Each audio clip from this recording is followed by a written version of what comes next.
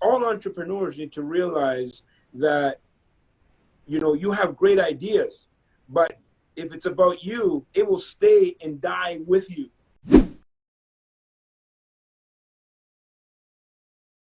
Welcome, entrepreneurs. Welcome to the 4 Pillars of Entrepreneurship Virtual Summit today. It's a holistic approach to entrepreneurship in the area of health, wealth, personal growth, and business development. My name is Annie Hardock, and I'm your host and founder of the United Networks for Growth. And today, I'm happy to have my guest, Alfonso Cuadra, to be on the virtual summit with us. Alfonso is a dynamic leader that's passionate about sharing his story and inspiring others to create the life that they want and to never give up on your dreams. He truly is in the business of changing lives and has a special gift in his ability to connect with people and move them forward, known as the ultimate entrepreneur. And he is president and CEO of the Cuadra Group of companies, built several multi-million-dollar companies. And he has shared his story with thousands of audiences around the world. Featured in Reader's Digest, which did a 7-page profile that was published in 16 different countries in 5 languages. TV host and producer of 2 Rogers TV Channel 22 shows called Success by Design Show and Audio Expert. Welcome, Alfonso. I just love to hear your story. Annie, thank you for having me. Great to be here. Great. I know you had gone through lots of struggle and immigrated to Canada years before, and just your story is so captivating. That's why I invited you to be on this summit to share your stories with everyone, and everyone can learn from you. Yes. Thank you. It's a great platform that you have, and I am eager to participate. 4 Pillars of Entrepreneurship. This is my subject matter, and I'm happy to be here. Thank you. So tell us about your story, how you started. Like, you had tough childhood. Yeah. Yes, let's start from there. And yeah, well, I will ask you questions. I immigrated to Canada in '86. I came from war-torn country, El Salvador. I was born there in the mid-'70s. Actually, part of my family is from Nicaragua, which we moved back and forth from El Salvador to Nicaragua, and I was actually in 2 wars, both wars in El Salvador and Nicaragua. My mom was involved as a journalist and was illegally incarcerated for telling the truths about the government. Huge civil rights abuses, and we immigrated in '86. After Amnesty International stepped in and actually freed my mom, and came in '86, and I had a really tough time integrating into school, Annie, and eventually dropped out of high school at 15 years old, and ended up on the streets. I was homeless. Had a very dark moments. I would say probably the darkest, lowest moments in my life, but I mean, we've all been there. And at 17, I had a life-changing moment, which has shaped the rest of my life. When I was 17, I became a father to a beautiful little girl. At that time, Talia, now turning 25 years old. Wow. So you can imagine how long that was. I was 17 years old and became a father, and I discovered, my why, my purpose. And that purpose was so powerful that at 17, I started a business. And before I turned 20 years old, that business was a successful business with many locations across Canada. And I discovered that, being an entrepreneur was where I was supposed to be. And so, looking back in retrospect and seeing all the benefits and and everything that entrepreneurship has done in my life. Around 29, I decided that I wanted to give back. And so the why shifted and has transformed into, being in a position of service to people. I coach, I mentor, I invest in other people's companies, and I'm having the time of my life. I'm now turning 43 years old. I have two beautiful daughters, and yeah, it's all because of entrepreneurship.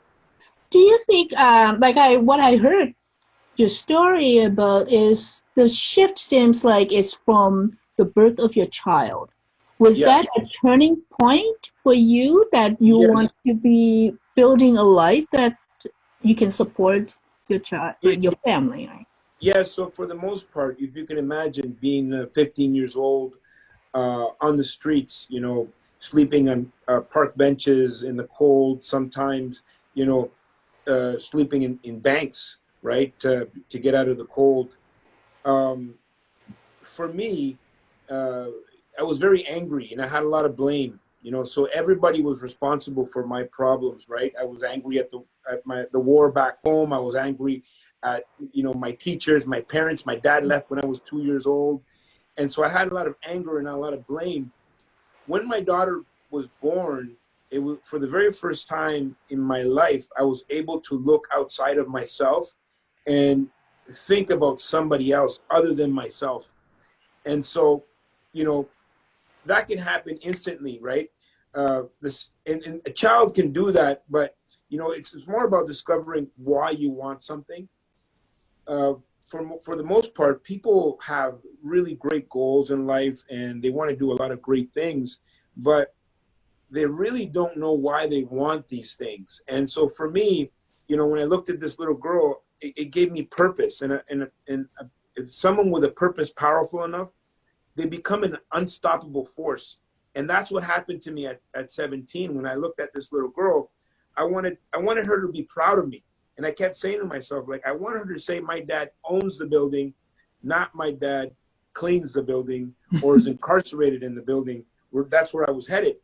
And so for me, that was a driving force.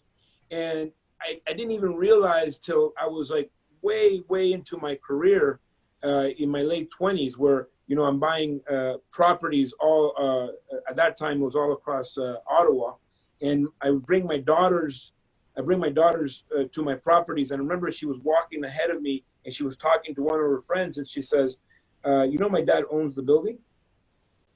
And at that point I realized that having a why is a very powerful force. And everybody wants goals and has goals, but you need to know why you want them. Yes, the true purpose of why you do what you do. Exactly. Right? Wow. And then I know there's another transition you said when you were 29 and you start giving back to others. So it was a result of this article that you talked about in the intro. This Reader's Digest article that went to 16 different countries, translated into 5 different languages. And the article was a 7-page profile, which I didn't even know it was going to be a profile. I thought it was going to be a little snip, when they came and interviewed me. I thought it'd be something in the back of the magazine. But it was a 7-page profile layout with different pictures and whatnot. And as a result of that, I got letters. We used to get letters in the mail back then, but letters in the mail, emails, people connected to me on social media, and from all over the world, saying that my story inspired them to do amazing things in their life. And so at that point I realized, and that another shift happened in my life at that point, where it's not so much of what I wanted to accomplish in my life, but how I was going to use my life in order to inspire others to live theirs to the highest capacity. And so that was the shift, when it's okay, actually I have a mission, and my mission is to use my story in a way that could inspire and could be a positive impact on my community, on my people, on, you know, on the world itself. Mm-hmm. That's really great. So every time we achieve success, in your case, it's because you found the purpose. Yes. Right? You first found the purpose of, you know, really the driving force to get you to work on your entrepreneurial journey to raise your family. And then the second shift was when you were 29, seeing the purpose of helping others through your stories. Yes. Yes. That's beautiful. And so that's like, I've dedicated my life to service. I want to be in service. And what I discovered, there was a shift that happened at 29 where, you know, I thought I was doing really well, but when I had that shift to servicing people, to providing, you know, service in any one of my companies, those are core values. We want to be in a position of service. You know, I started to, you know, build community around all of the companies that I have, and everything started to move up bigger and better than I've ever even imagined. And so, you know, for the most part, a lot of the times people are in their own way, right? And so even though I did achieve a lot of success, at 29, I discovered that there was so much more. There was so much more. And the idea is bigger than me. Wow. I have just learned from you. So you started out with nothing, like homeless, and then you have your turning point at age 17. And then you reached the point where you accumulated wealth and like a family and all that. And then you did another shift, which is important to get there. So first you had all your achievement of success, and then you turn on to build your community, and you end up having the fulfillment and purpose in life. Like, like there's lots of people like they reach their success, but they're empty inside. Yeah, and people don't know what success really means. Like, people haven't defined it. Like, people measure success in monetary terms, and which are good metrics because we live in an economic planet. And so that's one part of the report card, right? There's other parts of the report card, you know, like what contributions, what are you leaving behind, legacy. And so if you were to go to school and you have an A in economics and an F and everything else, then nothing, you know, you're still not passing that grade. And so that's the same thing. You know, a lot of people measure it just in either in health, or, you know, they're very linear in the way they measure success. And so for me, I think believe in expansion, and it has to be a full expansion of everything in life, right? And it only happened to me when I realized that you need people, community, and the only way people are going to be with you is if you're in a position where you're serving them. That's the only way. Yes. I think that's why we have such a like-minded, what about entrepreneurship? That's why you're on the show. Because my goal of starting this United Networks for Growth just this year, 2020, it's because I've been building community locally for business serving entrepreneurs for 22 years. But I still find that I can serve even more people, and also through my journey I learned from what I've been through is just focusing on business development is not enough for entrepreneurs. That's why it comes with that 4 pillars of entrepreneurship.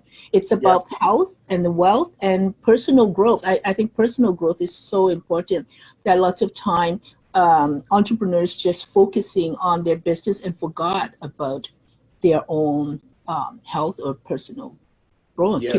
Growing. Well, you need expansion in all the pillars of life. And so, people forget that it's not just one aspect, that gives you that fulfillment, the overall fulfillment. Yes. And we have your video of, is that your book? Oh, yeah. Oh, sorry. So the problem with the Zoom here is that it's attached to my phone, and anytime someone calls here, let me see if I can put it shows on. I'm going to put it on airplane mode so it doesn't interrupt us again. Yeah, so it can't be one-sided, Annie. Like we want to make sure we look at a whole life, and this is part of what I teach in a lot of my workshops and my presentations. Is like you need to follow all the categories of your life and just expand on everything. Everything you need to expand. And most people want to play small, right? Or they don't have confidence in certain areas. But you win nothing from playing small in life. You cannot expand and contract at the same time. You cannot conserve and build and grow. And so what happens is people get in their own way, and sometimes it's ego, could be other reasons, but you have to allow other people to contribute in your life. Community is you cannot have a community of with no people, right? It's not a community. You need people to grow. And what I learned the difference between the 20s and my 30s and now 40s is that there is no great small organization. All great organizations are big, right? Because now you have allowed other people to contribute to it and to allow it to grow and service more and more people. You cannot service more and more people being a solopreneur, automating everything and expecting, to build this global company with like only 3 employees, right? And so that was the difference, between, what I was doing before, because before it was more about me, right? Even though I had great ambition in my 20s, but I was like, okay, I can't hire someone because I can't afford them. And I don't want to, if I hire too many people, it's less money for me. It's less money for me. And so if it's all about me, then that's where it's going to stay. All entrepreneurs need to realize that, you have great ideas, but if it's about you, it will stay and die with you. And the only way to get that idea out there is to build community, build their organizations, and forget about you. Ask yourself, what about them? Like, what's in it for them? How can they thrive within your organization? And so once you get out of your own way, what happens is everything starts to push upwards and it starts to build, and it becomes really fun at that point. Yeah, it's like motivating others to also be on your side to go together. You're driving, well, not necessarily you driving the bus, but everybody. You know what? It's everybody. The best idea that I could ever have. It's not even the best idea, right? It's only when you can put an idea and people can discuss and contribute to the idea where it really becomes a really great idea. But not only that, you have ownership.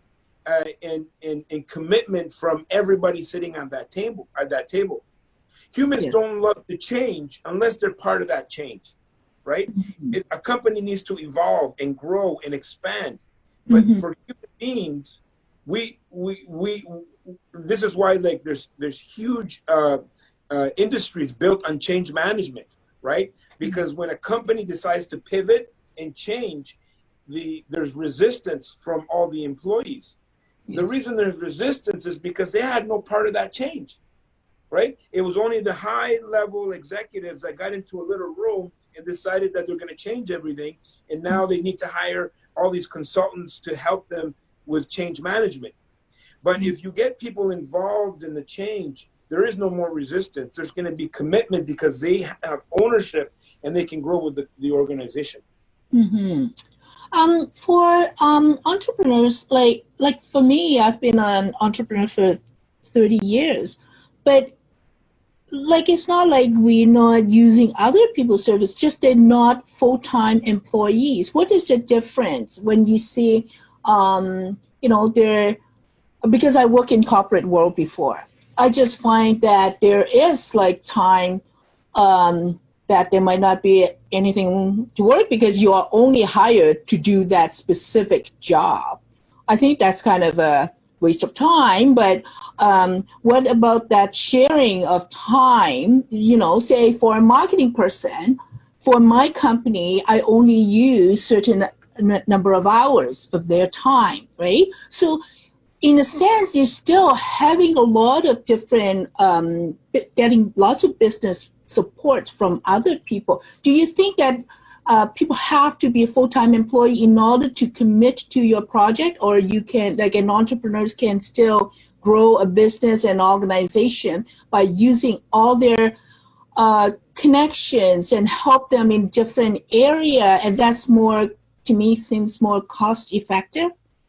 Well, there's different ways of growing, Annie. So there, okay, so you're at the starting point, like a startup, right? And so startup, there's great opportunities for you to have buy-in from people, because the idea is a baby, right? And so essentially what happens is, people say, well, if I keep all to myself, then, when this grows, I'm going to have 100% of it, right? The problem is, 100% of nothing is still nothing. Right. Right. And so I'd rather collaborate with people, right? Get, whatever you're missing in your life, you can get it from somebody else, right? OPM, other people's money. OPT, other people's time. OPC, other people's credit. OPS, other people's systems, right? So I want to tap into the resources of what's around me.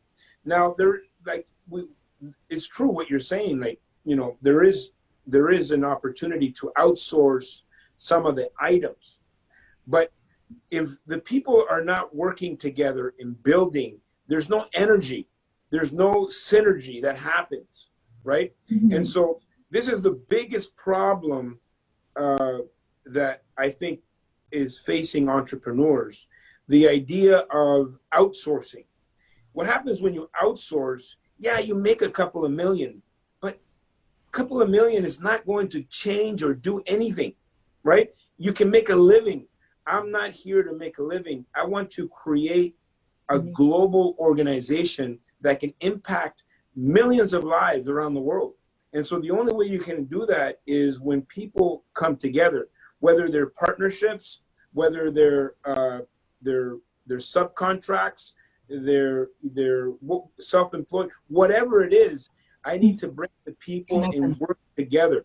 And this is what happens. Like, people get stuck in this solopreneur, where you get results, like you can sell an item on Shopify and all. I mean, you'll get results, but unless you start bringing in people, you're not going to be able to grow. But of course, you need to be sensible and smart about the people that you bring in. People that you bring in should bring in revenue, right? It's not about, like bringing in people to push papers, right? I don't believe in the paper pushers. Things like, whatever I can outsource, I will. But I also am going to have a core of people working with me to build the companies. Mm-hmm. Yes, very good point. So how can our audience, entrepreneurs, get in touch with you? Yeah, so you can just Google me, and you'll see, I'm on YouTube. You can find me on YouTube. I have, 600 videos on YouTube, and social media, Facebook, Instagram, Snapchat, TikTok. I am everywhere. And we did talk about an offer that I was going to give to your audience. And so they can simply, for that offer, it's a 20-minute discovery call. If you are interested in real estate, business, building business. Mhm. I do a lot of mentoring and coaching for all the realms that I've been successful in. And so if you want to have a 20-minute discovery call, absolutely free, no obligation to do anything. Email info@alfonsocuadra.com, info@alfonsocuadra.com. And on the title of your email, it should read 4 Pillars of Entrepreneurship, free gift. And that was just something that I wanted to offer your audience. Thank you so much. Yep, I guess you have inspired so many people around the world, and I hope the audience will go on to YouTube and then search for and listen to your video, and that's how I found you. Yeah. Well, I've been very vocal. Any opportunity that I get to be in front of an audience, I will take that opportunity. Mm-hmm.